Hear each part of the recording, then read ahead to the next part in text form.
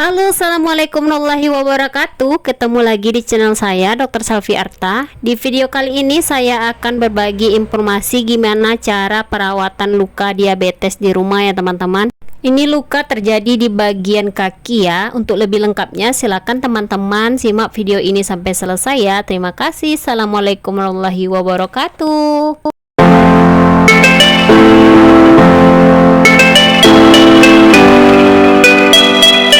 Penanganan luka diabetes memerlukan pengetahuan dan keahlian khusus ya.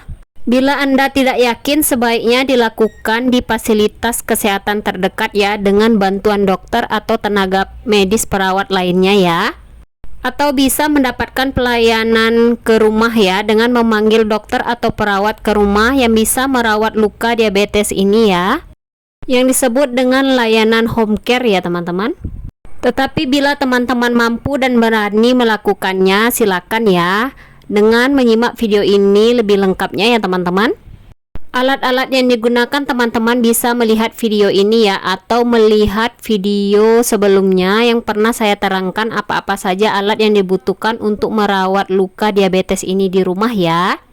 Dan nanti alat-alat yang diperlukan saya akan tulis juga di deskripsi ya. Nah, seperti yang teman-teman lihat, ini adalah proses pembersihan lukanya ya teman-teman. Di sini saya membuang jaringan yang telah mengalami pembusukan ya. Ini teman-teman bisa lihat, itu jaringan-jaringan putih itu bisa dilakukan debridement ya, atau pembuangan jaringan yang sudah membusuk ya teman-teman. Nah, ini kita buang perlahan-lahan. Ini saya menggunakan semprot anti nyeri ya, agar pasien yang dilakukan pembersihan luka ini tidak merasakan sakit ya teman-teman. Nah, ini teman-teman bisa lihat prosesnya. Saya melakukan pembuangan jaringan-jaringan yang sudah mati ya. Kita gunting perlahan-lahan. Dengan membuang jaringan nekrotik dan jaringan yang telah mengalami pembusukan ini, diharapkan akan menumbuhkan jaringan yang baru ya. Nanti perlahan-lahan bila dilakukan perawatan luka ini secara rutin, ini akan tumbuh jaringan baru ya, dan akan menutup ya, walaupun lubang sebesar ini akan menutup ya teman-teman. Tapi harus mempunyai kesabaran ekstra ya untuk melakukan perawatan rutin di rumah ya. Karena proses penyembuhan luka diabetes ini memerlukan waktu yang cukup lama dibandingkan orang yang tidak mengidap diabetes ya teman-teman. Untuk lebih lengkapnya silakan teman-teman lihat video ini sampai selesai ya, agar tidak terjadi miskomunikasi atau gagal paham ya.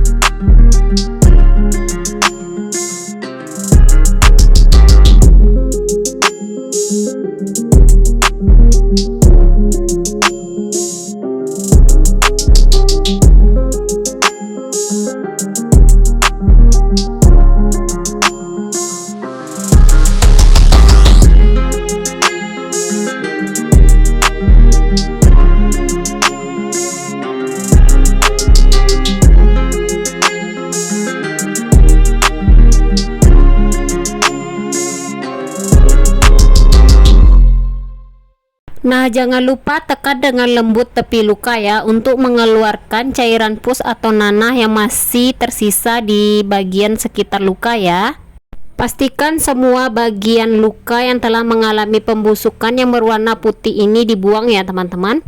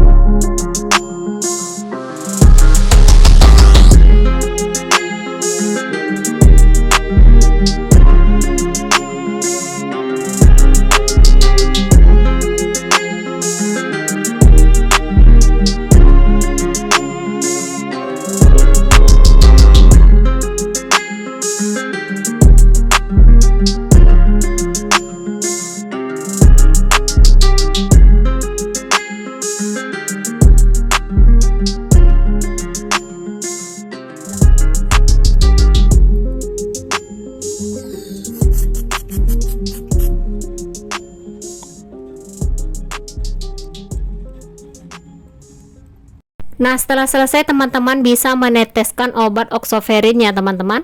Obat tetes ini berfungsi untuk merangsang fagositosis dan pembersihan luka ya. Obat ini digunakan untuk luka terinfeksi, penyembuhan luka yang lambat seperti luka diabetes ini ya teman-teman.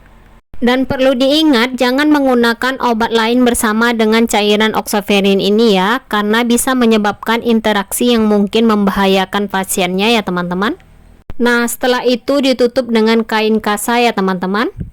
Karena ini berfungsi untuk melindungi paparan dari luar ya, baik itu debu dan juga serangan lalat ya teman-teman. Nah, ini teman-teman bisa menggunakan balutan dengan hipapik ya. Dan jangan lupa bersihkan luka secara rutin setiap hari ya, dan jaga perban luka agar tetap kering ya teman-teman. Dan pastikan juga mengecek kadar gula darah dengan rutin ya. Karena kadar gula darah yang tinggi tak terkendali akan memperlambat proses penyembuhan luka ya teman-teman. Dan terapkan juga pola makan dengan gizi seimbang setiap hari untuk mencukupi kebutuhan nutrisi yang diperlukan untuk mempercepat proses penyembuhan luka ya. Oke, cukup sekian video dari saya, semoga bermanfaat, dan apabila ada pertanyaan silakan tulis di kolom komentar ya. Terima kasih.